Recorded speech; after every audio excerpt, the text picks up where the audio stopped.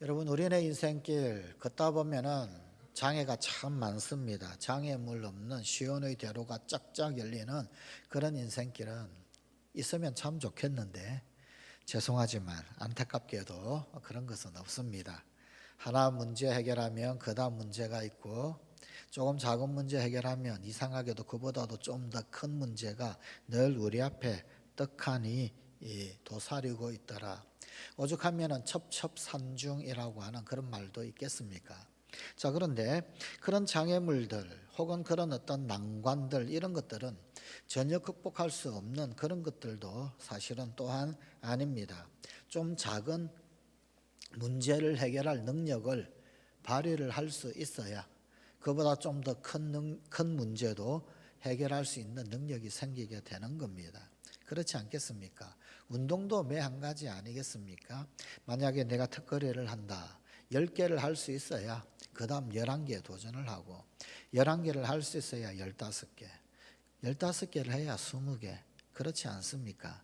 사실 인생의 매사가 그러합니다. 우리의 인생은 사실은 계단 오르는 것과 똑같습니다. 그래서 1층을 오를 줄 알아야 2층까지 오를 수 있는 거고, 2층까지 오를 줄 알면 3층을 오를 수 있게 되는 힘이 생깁니다. 혹은 아니면 어떤 우리네 인생의 내공, 그런 것들이 생기게 되더라라는 겁니다. 그래서 하나씩 하나씩 극복해 나가면, 그러면은 오히려 힘이 길러지고 우리가 더 강해지게 되더라라는 것입니다. 또 거꾸로 한번 생각해 보면, 아무런 장애물 없고 아무런 문제 없고 또 아무런 걸림돌이 없는 인생 재미없습니다. 그 무슨 재미로 살겠습니까? 하나씩 극복해 가고 하나씩 점령해 보고 하나씩 성공해 보고, 그것이 보람이요 기쁨이요 재미가 되지 않겠습니까? 자, 그런데 그런 것은 참 좋은데, 그런데 어느 순간에는 한계에 딱 맞닥뜨리는 때가 있습니다. 이것은 정말 넘기 어려운 장애물, 이것은 정말 극복하기 어려운 그런 환경, 그럴 때가 떡하니 버틸 때가 있습니다. 이 문은 도저히 열릴래야 열 수가 없는 그런 문, 그렇게 꼼짝 못하게 하는 문들이 있습니다. 어떻게 해도 되지 않는 한계.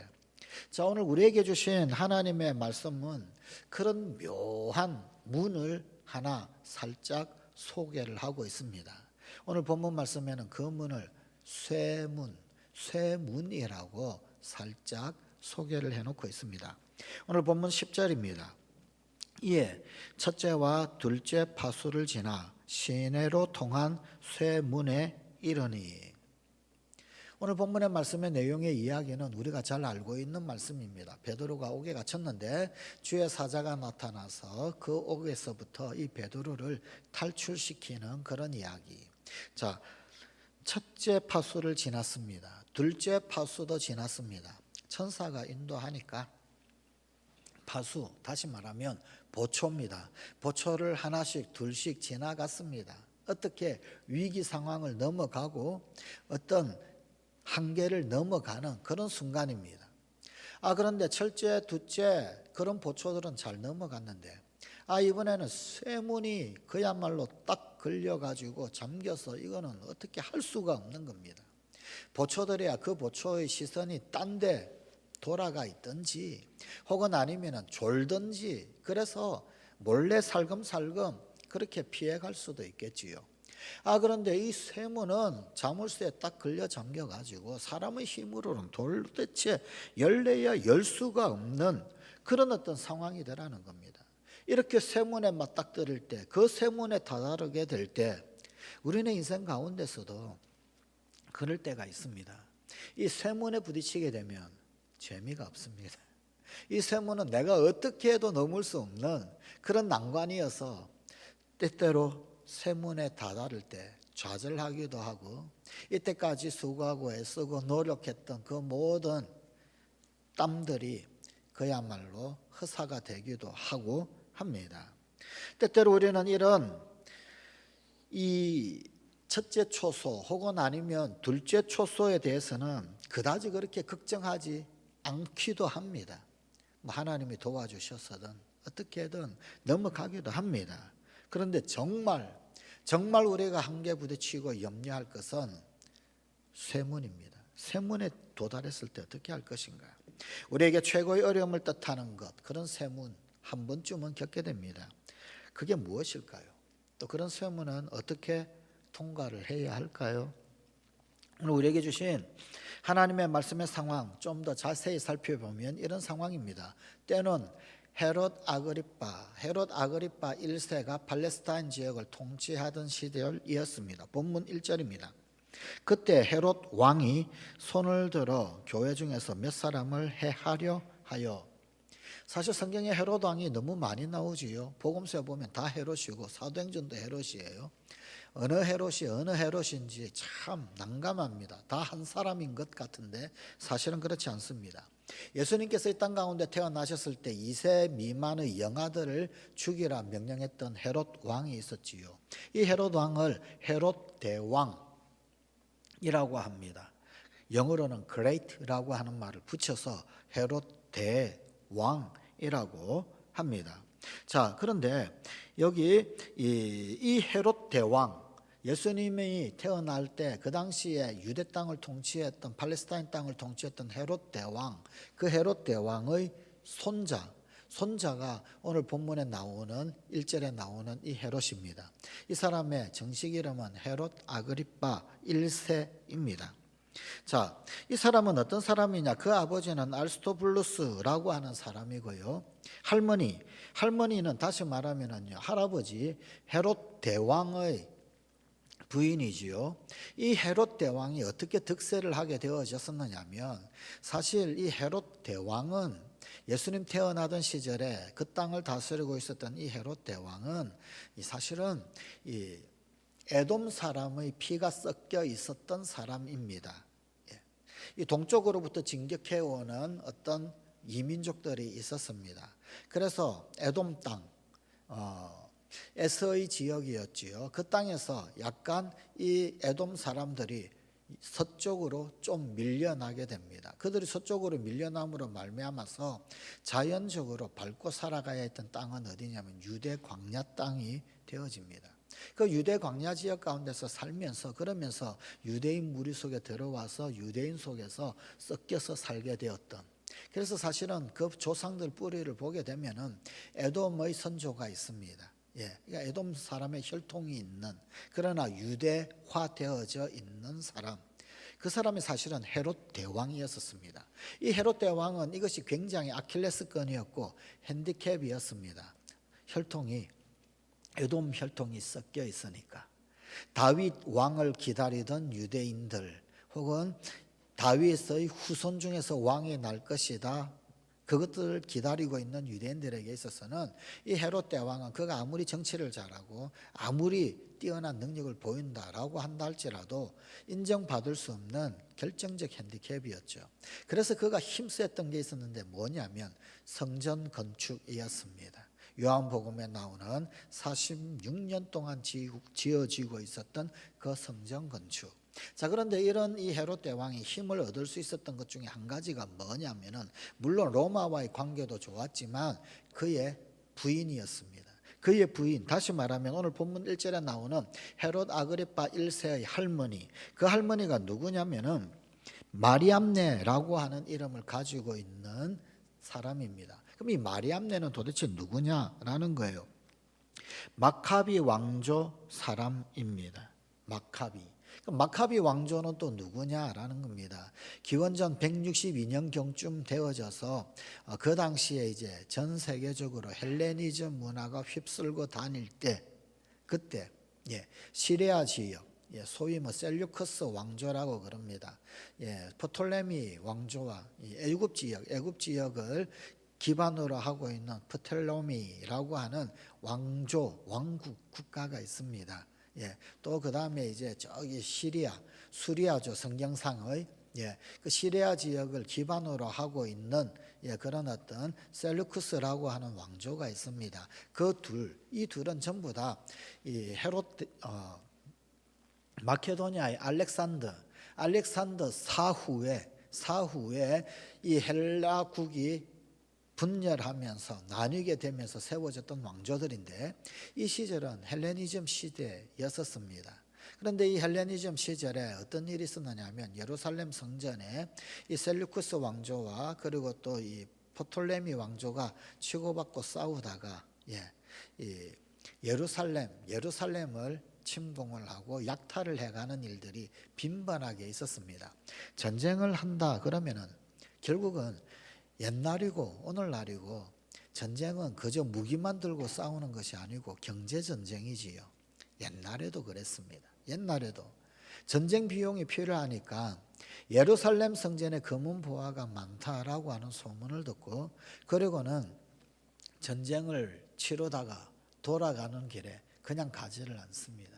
예루살렘을 거칩니다. 예루살렘 성전에서 성전 기물들을 약탈을 해가고 혹은 아니면 금은 보화를 성전 기물들을 뺏어가기도 합니다. 이 과정 가운데서 그 성전에 돼지 피를 뿌려버리는 이런 사건이 일어나게 됩니다. 그때 유다 마카비라고 하는 지방 제사장 가문이 있습니다. 그 가문에서 봉기를 합니다.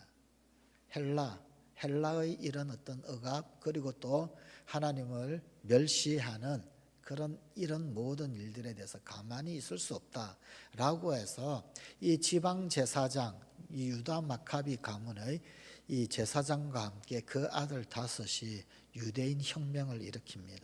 그러면서 잠시 동안 유대인 자치권을 얻게 됩니다. 자, 그러니 이 마카비 가문은 유대인들에게 있어서 얼마나 신임받고 존중받고 열망받는 그런 가문이었겠습니까? 독립의 어떤 이 조상과도 같은 국부와도 같은 그런 어떤 추앙을 받는 그런 가문이었지요.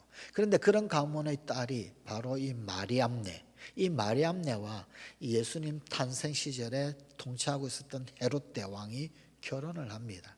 그리고 그 가운데 손자가 오늘 본문 1절에 나오는 헤롯 아그리파 1세입니다. 자, 이렇다 보니까 이 마리암네 덕분에 이 헤롯 아그리파 1세는 좀 유대인들에게 있어서 약간 인정을 받는 그런 분위기가 되었습니다. 더더군다나 이 사람은 정치력이 뛰어났던 사람이었고 로마에 충성을 하면서 로마와 관계 유지를 잘 하면서 권력을 유지를 하고 있었던 그런 사람입니다.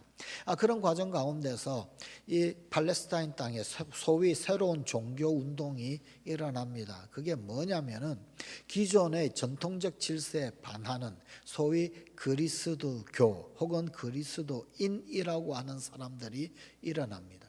이 사람들은 기존 질서와는 배치되는 그런 이야기 또 그런 삶의 방식으로 살아가고 있지요. 그러니까 유대인들 입장에서 볼 때는 굉장히 이질적이거든요. 그는 이 헤롯 아그리파 1세는 안으로는 팔레스타인 땅 안으로는 유대주의자들을 후원을 합니다. 그리고 바깥으로는 로마에 충성을 하면서 그의 권력을 유지를 하고 있었습니다. 그런데 이 내부적으로 유대주의를 후원하고 있는 이 상황 가운데서 그리스도인이 나타남으로 말미암아서 잠깐의 혼란이 생기거든요. 그런 유대주의자들에게 힘을 실어주려고 합니다. 그래서 사건 하나를 일으키는데 그것이 뭐냐? 바로 오늘 본문 말씀에 보면은 야고보를 죽이는 일이었습니다. 오늘 본문 2절입니다. 요한의 형제 야고보를 칼로 죽이니 이 야고보는 예수님의 12제자 중에서 첫 번째로 순교를 당한 예수님의 제자 중 하나 요한의 형 야고보입니다. 자, 이 야고보를 죽이니까 유대인들은 굉장히 좋아하겠죠. 열렬한 환호를 합니다. 내친 김에 잘 되었다. 제자들 중에서 제일 우두머리 소위 수제자라고 일컫는 베드로 그도 처단을 하면 자동적으로 그리스도인이라고 하는 이 무리들은 세력이 약화될 것이고 그리고 또 유대주의자들은 더 환호를 하고 더 열렬히 나를 지지하게 될 것이다 생각을 하게 되겠죠. 결국은 베드로를 잡아서 죽일 생각을 합니다. 옥에 가두었습니다. 그런데 문제가 있었습니다. 뭐냐면 때가 문제였었습니다. 본문 3절입니다. 유대인들이 이 일을 기뻐하는 것을 보고 베드로도 잡으려 할세 때는 무교절 기간이라 명절 기간인 거예요. 이 명절 기간에 사람을 죽이고 피를 흘리게 만들 수 없지 않습니까? 그래서 4절 잡음에 옥에 가두어 군인 내식인 내패에게 맡겨 지키고 유월절 후에 백성 앞에 끌어내고자 하더라. 잠시 기다렸다가 명절 지나고 난 다음에 이 베드로 역시 처형을 해야 되겠다라고 하는 생각을 결국 하게 되었습니다. 자, 그때 바로 오늘 본문의 사건이 일어납니다. 참 정치라는 게 이렇죠. 권력이라는 게 사실 참 이런 건 아니겠습니까? 뭐 이렇게 자기에게 유불리를 따져가면서 밀당도 하고, 그리고 필요하면은 죄 없어도 남의 생명 가차없이 짓밟아 버리고, 그 누군가의 약자의 희생, 그 약자의 희생 앞에 권력자 혹은 아니면 힘 있는 자는 더더욱 자신의 권력을 유지해 나가는 것, 참 그런 것 아니겠습니까? 그 가운데서 특별히 이 유대 땅 가운데서 아직은 마이너리티에 속하는 교회, 그리스도인들, 그들이 희생을 당하는 거지요. 억울하게 지도자 한 명 잃게 되었고, 심지어 핵심 리더가 투옥되는 이런 일들이 일어나게 되었고, 이것은 결국은 교회의 위기가 되는 것입니다. 어쨌든 이러한 상황은 교회나 베드로에게나 또 혹은 우리들에게도 쇠문에 가로막히는, 쇠문이 가로막고 있는 그런 상황과도 같은 그런 분위기, 그런 환경 여건이 됩니다. 자, 우리에게 그런 강력한 쇠문이 있습니다. 우리를 때때로 두렵게 만들 수 있는, 옴짝달싹할 수 없는 쇠문이 있습니다. 우리가 나아갈 그 길을 가로막고 있는 것, 우리를 꼼짝 못하게 가두는 쇠문, 우리를 무력하게 만들고 절망시키는 쇠문이 있습니다. 예를 든다면 선교 현장에 들어가려고 할 때 그 길을 가로막는 그런 어떤 쇠문이 있습니다. 뭐 이를테면 부모님의 반대도 참 그것 거역하기가 얼마나 어렵겠습니까? 때때로 그런 것들이 쇠문으로 다가올 때도 있습니다. 혹은 아니면 그 선교 현장의 어떤 전통, 혹은 아니면 풍토병들, 혹은 아니면 우리와 전혀 다른 이질적인 문화들, 혹은 아니면 거대한 영적 세력이 그야말로 쇠문처럼 떡하니 버티고 있는, 그래서 정말 그 어떤 선교의 돌파구가 보이지 않는 그런 경우도 꽤 있습니다. 제가 청년 시절에 대학을 다니던 시절에 제 대학 선배, 동아리 선배 중에 한 분이 스리랑카의 선교사로 나갔던 분이 있었습니다. 그런데 그 선배가 정말로 기진맥진했어요. 선교 현장에 갔다가 단 1년 만에 안식년이랍시고 한국으로 도로 들어와 버렸습니다. 1년 만에 안식년 가진다고 들어오는 선교사가 어디 있겠습니까? 심각한 영적 탈진 때문에 들어왔던 거예요. 사실은 도망쳐 온 거였었습니다. 앞선 선교사, 그보다도 앞에 있었던 선교사가 그쪽에서 추방당해서 쫓겨났었어요. 어렵고 선교지에 가게 되면은 운전기사 두고 혹은 아니면 가정부들 두고 그러지 않습니까? 그런데 이 가정부가 세례받고 그리고는 예수 믿는 척 하는데 이게 참 웃겨요. 선교사님 집에서 빨래 일하고 뭐 식당 일하고 이럴 때는요, 예수 믿는 사람. 그런데 이제 일 마치고 자기 집으로 돌아가면은요, 또 이제 우상 숭배하는 사람, 그런 사람인 거예요. 이 사람이 어떻게 해버렸느냐면은 빨래를 자기 집으로 들고 갔어요. 들고 갔는데 거기에다가 주스를 걸어버린 거예요, 무당이. 그래서 말하기 참 곤란한 사건이 그만 일어났습니다.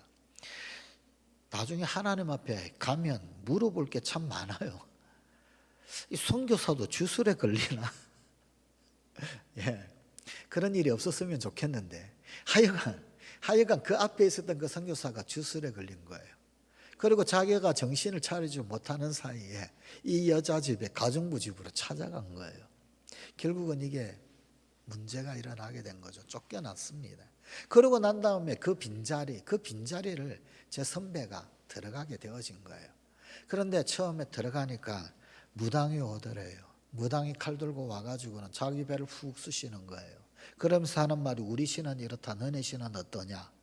라고 그러는데 기겁을 할 밖에요. 보여줄 게 아무것도 없었어요. 제가 제 선배가 사실은 이제 이 대학교 선교단체 가운데서 내비게이터라고 하는 단체였거든요. 그러니까 이 단체는 성경 공부는 정말 열심히 합니다. 성경은 뭐 거의 신학 교수 정도 수준으로 맨날 성경만 들고 삽니다. 그런 수준입니다. 그런데 기도의 부분에 있어서 은사의 부분 가운데 로마서 12장의 은사는 인정을 합니다만 고린도전서 12장에 나오는 은사는 잘 인정을 하지를 않습니다. 예를 든다면 뭐 방언부터 해서 통역도 마찬가지고요. 능력 행함 혹은 아니면 병 고치는 은사 이런 쪽으로는 잘 인정을 하지를 않아요. 대신 가르치는 은사, 섬기는 은사, 또 다스리는 은사, 봉사는 로마서 12장에 나오는 은사를 만을 주로 인정을 하지요. 그렇게 선교단체에서 훈련받고 공부하고 그랬는데 선교 현장에서는 칼 들고 와가지고 그냥 우리 신은 이렇다, 너네 신은 어떠냐 보여라 이러니 뭐 어떻게 하겠습니까? 1년 만에 돌아왔어요.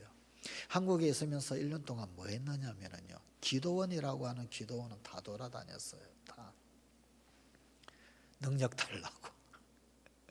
그런데 1년 지나고 난 다음에 시간은 또 왜 그렇게 빨리 가는지 돌아가야 할 시간이 된 거예요.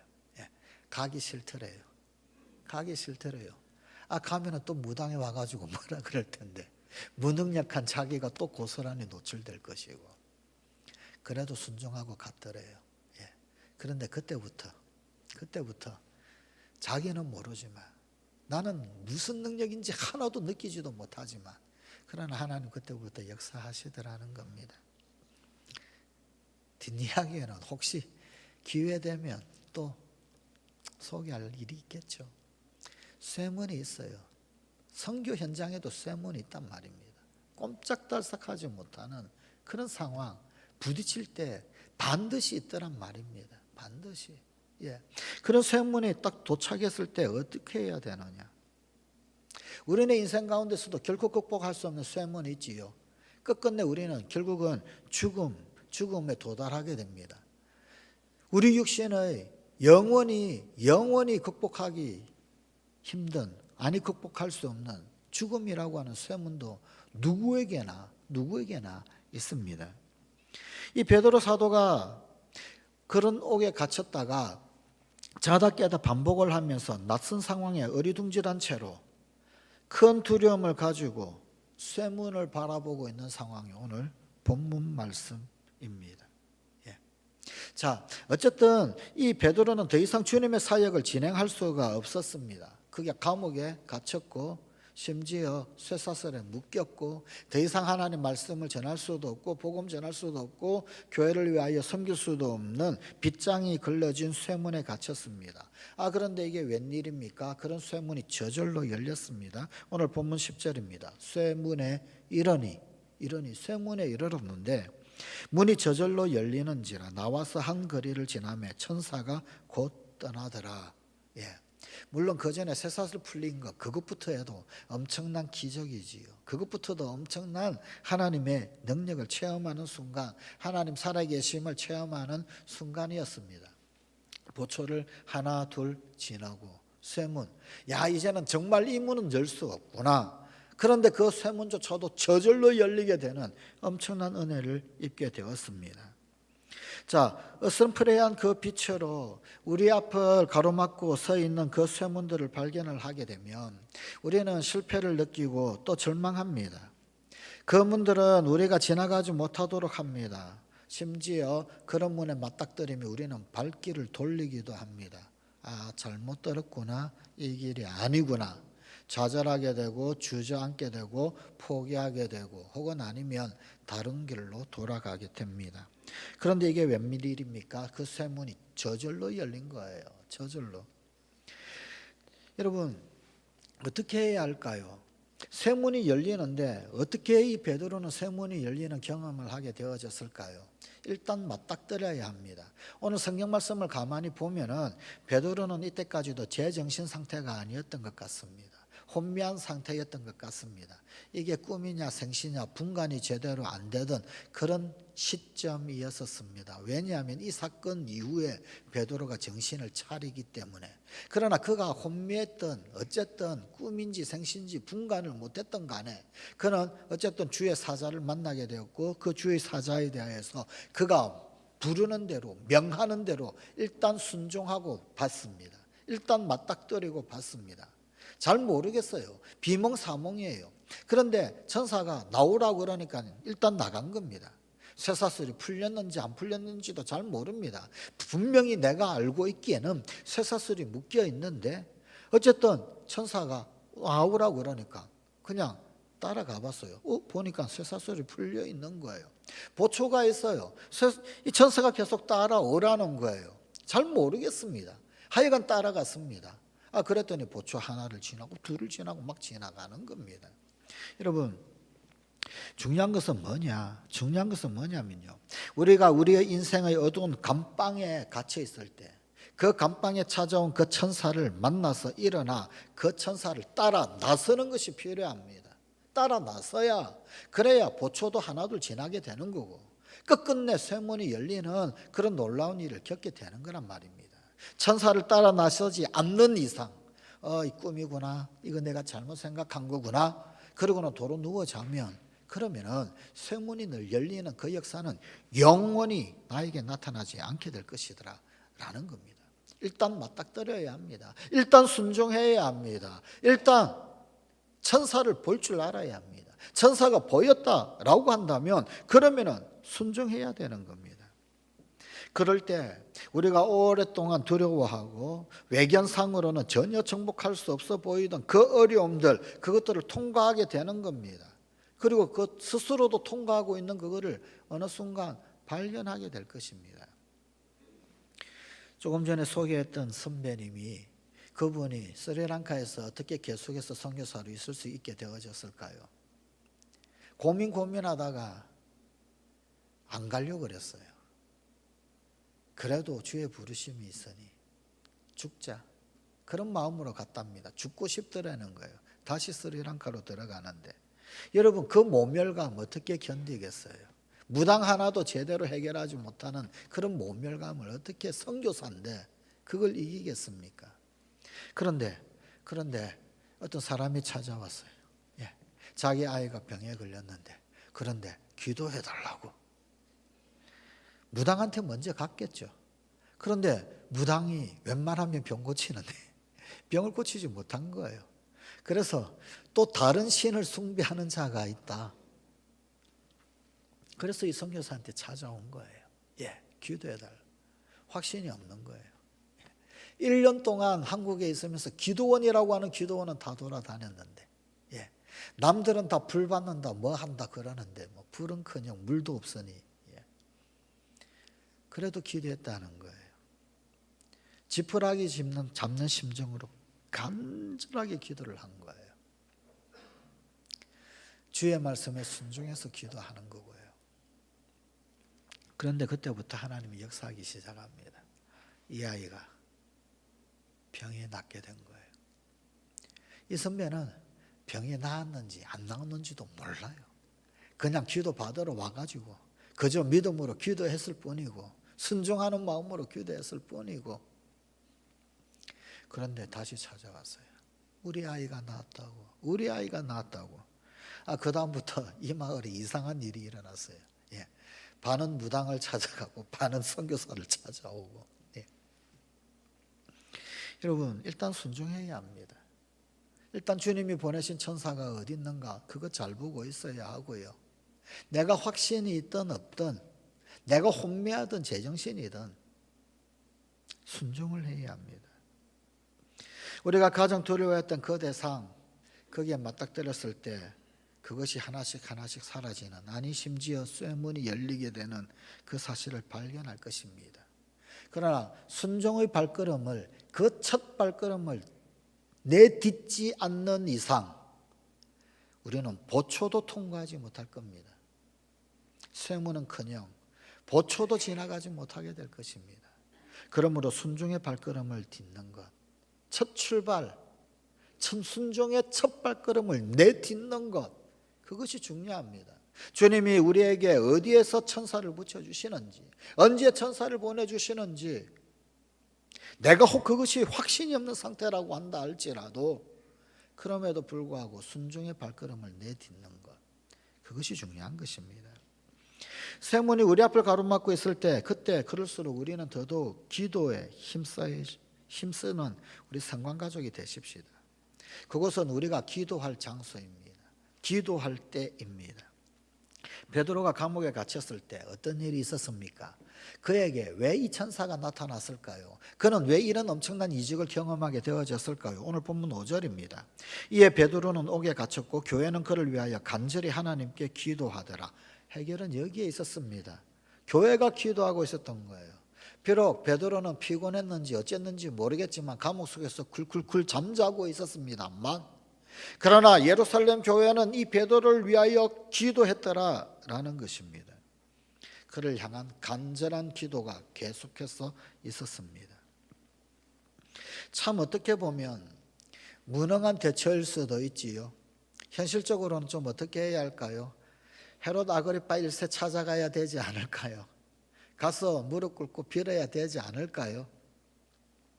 혹은 아니면 유대인 대제사장을 찾아가야 하지 않을까요? 바리새인 찾아가서 어떻게 해야 되지 않을까요? 기도한다? 참 무능한 대체 아닐까요? 물리적인 공격이 막 오고 있어요. 그런데 물리적인 공격이 오면 물리적 방어를 해야 될 거 아닙니까? 그런데 물리적 방어는 하지 아니하고 기도한다? 참 무력하고 무능한 대체 아닐까요? 그런데 이게 진짜 중요한 것 아닙니까? 우리에겐 천만의 군사력보다도 더 크고 더 높으신 하나님 계시지 않습니까? 그 하나님을 바라보는 시간이 기도의 시간이 아닙니까? 이게 가장 소중하고 가장 중요한 것 아닙니까? 기도를 들으시고 또 주님 보시기에 이건 아니다, 하나님 이 사태에 적극 개입을 하십니다. 아직 베드로에게는 사명이 있다. 하나님의 몸된 교회가 그렇게 무능력한 곳이 아니다. 하나님께서 개입을 하십니다. 그래서 옥문이 열리고 천사가 베드로를 깨우고 그리고는 나가는데, 한동안 베드로는 꿈인 줄 압니다. 비몽사몽입니다. 그러다가 거리에 나서야 그때 제 정신이 들었어요. 이 영화로 찍으면 아마도 참 기가 막힌 그런 장면이 연출될 것 같습니다. 자, 공동체 찾아가 봅니다. 여자 하인 로데라고 하는 소녀 만납니다. 문똑똑똑, 나야 베드로야. 로데가 너무 기뻤어요. 기뻐가지고 그냥 문 열어주는 것도 잊어먹고, 그리고는 안으로 들어가가지고 베드로 사도가 오셨다고 소식을 전합니다. 근데 이 장면이 좀 웃기는 장면입니다. 지금 교회에서 뭐 하고 있나요? 참 무능력한 대처를 하고 있는 기도 중입니다. 베드로 살려달라고, 베드로 꺼내달라고 이 상황을 놓고 기도하고 있었어요. 근데 그 기도는 사실은 믿음이 없는 기도였습니다. 왜 그렇습니까? 로데가 베드로 사도가 돌아왔다라고 하는 소식을 전했음에도 불구하고, 야, 너 미쳤냐? 너가 귀신 본 거야. 여기 우리말 성경에는 그의 천사로다 라고 되어져 있지만, 쉽게 말하면 너 유령 본 거야, 귀신 본 거야. 지금 그런 이야기예요. 지금 뭐 하고 있어요? 베드로를 위해서 기도하고 있는 겁니다. 그런데 그런 상황 가운데 이 베드로가 돌아왔다 그러면 하나님 응답이다 그래야지요. 아니요, 그들은 사실은 믿지도 않으면서 기도하고 있었던 거예요. 귀신이라고 그러고. 근데 우리의 기도가 이런 기도가 아닐까요? 성관가족 여러분, 우리는 정말로 믿고서 기도하나요? 아니면 믿음 없는 기도를 하나요? 그럼에도 불구하고 하나님은 신실하신 분이십니다. 그 믿음 없는 기도에 하나님은 역사하셨어요. 그 믿음 없는 기도에 하나님은 쇠문이 열리게 하시는 역사를 하셨더라는 겁니다. 이게 중요한 것 아닙니까? 여러분, 그러니 일단 기도하는 것이 중요합니다. 내가 힘들거든, 혹은 세문이 맞닥뜨리거든, 혹은 아니면 극복할 수 없는 환경 형편에 빠지거든, 기도하는 겁니다. 어떤 사람은 믿음을 발휘하면서 기도하겠지요. 어떤 사람은 습관적으로 기도하겠지요. 중요한 것은 기도하는 것입니다. 기도하는 것입니다. 하나님 자비하셔서 이 믿음 없는 기도에도 역사를 하셨습니다. 그러니 정말 중요한 것은 뭐냐면 기도하는 습관입니다. 그들은 왜 기도했을까요? 믿지도 않으면서 왜 기도했을까요? 습관이니까. 기도하는 게 습관이니까. 그래서 기도하는 습관이 중요한 겁니다. 여러분, 우리의 믿음이 늘 최고조에 도달하고 그랬으면 얼마나 좋겠습니까? 그런데 우린 연약하거든요. 절대 그렇지 못합니다. 늘 최고의 상태에서 믿음 유지할 수 있는 존재가 아니에요. 때때로 낙심도 되고요. 때때로 탈진도 되고요. 때때로 좌절할 때도 있고요. 세문 앞에 맞닥뜨리면 주저앉아 버리기도 하고요. 그럼에도 불구하고 습관이 하나 있는 거예요. 기도하는 습관. 기도의 능력이 뭐냐고요? 기도 응답의 비결이 뭐냐고요? 사실은 습관입니다. 물론 믿음의 기도가 능력을, 믿음의 기도가 역사를, 믿음의 기도가 산까지도 움직이게 만드는 그런 엄청난 일을 우리 가운데 드러나게 합니다. 그런데 그 능력의 진짜 진정한 밑바닥 그 근저에 뭐가 있냐면 기도의 습관이 있던 거예요. 믿든지 믿지 않든지 간에 계속해서 교회는 기도해왔던 겁니다. 오늘 본문에 이 사람들도 믿음 없었잖아요. 베드로 돌아온 것을 믿지를 못했잖아요. 미쳤다고 그러고 귀신이라고 그러고 그러지를 않습니까? 살려달라고, 빼내달라고, 베드로 지켜달라고 기도하면서, 그러면서 얼마나 이율배반적입니까? 그럼에도 불구하고 어떻게 이런 엄청난 능력을 보게 되었을까요? 어떻게 이 엄청난 기적을 보게 되었을까요? 습관인 겁니다. 성관가족 여러분, 그래서 기도 습관이 중요한 겁니다. 비가 오나 눈이 오나 바람이 부나, 비가 오나 눈이 오나 바람이 부나, 사실 알고 보면 우리 신앙의 진짜 능력은 습관에 있습니다. 기도하는 습관, 하나님 말씀 붙드는 습관, 예배하는 습관, 거기에 있습니다. 거기에 달려 있습니다. 코로나19가 위험하고 무서운 게 뭘까요? 우리의 습관을 한순간에 무너뜨려 버리는 거예요. 한순간에 나타해지게 만들어 버리고요. 한순간에 쉽게 편하게 만들어 버리고요. 예. 여러분, 서 있는 사람이 앉기는 쉽고요. 앉아 있는 사람이 눕기는 쉬워요. 그런데 누운 몸 일으켜 앉기 힘들고요. 앉아 있는 사람이 일어서기 힘들고요. 일어서서 걷고 뛰어가기 정말 힘듭니다. 몇 배로 힘듭니다. 앉아서 눕는 것보다도 10배, 20배, 100배, 1000배는 힘든 게 누워서 앉는 겁니다. 앉아서 일어서는 겁니다. 습관이 중요합니다. 위기의 순간에 습관을 잃지 않는 것. 사실 예루살렘 교회는 믿음이 바닥에 떨어질 대로 떨어지는 순간이었어요. 야고보가 죽었습니다. 베드로가 옥에 갇혔습니다. 이제 6월절 이 절기만 지나면 베드로도 죽을 거예요.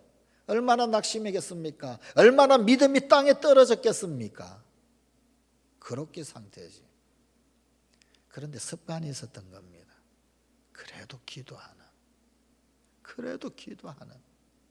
여러분, 거룩한 습관을 절대로 잃지 마십시오. 기도하는 습관을 절대로 잃지 마십시오. 예배하는 습관을 절대로 잃지 마십시오. 말씀 보는 습관을 절대로 잃지 마십시오. 목숨보다도 중요하게 여기셔야 합니다. 그때 하나님 역사하시는 거예요. 믿음의 기도로 역사하신 게 아니에요. 기도의 습관에 하나님 역사하신 거지. 진정한 능력은 경건한 습관에 있는 겁니다. 때때로 무력해 보이고 무능해 보이기도 해요. 부디 거룩의 습관을, 경건의 습관을 잃지 마십시오. 내 몸을 쳐서 복종시켜서라도 절대 그 습관을 잃지 마십시오. 새벽기도 하시는 분들 몸부림치면서 그 습관 잃지 않도록 몸부림치십시오. 그래야 하나님 능력을 봅니다. 말씀 읽는 사람 말씀 절대로 손에서 놓지 않겠다고 몸부림치십시오. 저도 요즘 성경 읽으면 눈이 아파요. 30분 읽기가 힘들어요. 그래도 그 습관을 놓지 않는 거예요. 예배하는 습관 절대로 놓지 않겠다고 몸부림치는 겁니다. 그때 능력을 보는 겁니다. 그때 하나님 살아 역사하심을 보는 겁니다. 감나무 밑에 들어 누워가지고 감 떨어지기만 기다리지 마십시오. 신앙이 아니에요. 믿음이 아닙니다. 그래서 신앙은 습관입니다. 습관. 이 믿음 없는 기도에 우리의 해결사 되시는 주님은 응답하셨고 역사하셨습니다. 우리가 우리네 삶의 어려운 문들을 통과할 때 그 통과하고 나면 우리의 또 다른 영적 감각이 열립니다. 눈이 열리게 되는 겁니다. 어떤 눈이 열리느냐? 도와주시는 하나님을 보는 눈, 도와주시는 하나님을 보는 감각이 열리는 겁니다. 그때 열리는 거예요. 그때. 우리네 인생길을 가로막고 나를 꼼짝 못하게 하는 쇠문들 있으신가요? 그동안 나를 가두는 그 쇠문들 앞에서 나는 뭘 했을까요? 어떻게 하고 있었을까요? 혹 낭망하고 믿음이 널브러지는 그 순간에도 거룩한 영적 습관을 붙들고는 있었을까요? 앞으로 내 앞에 가로막는 그 쇠문들 도대체 어떻게 통과할 수 있을까요? 기도하십시오.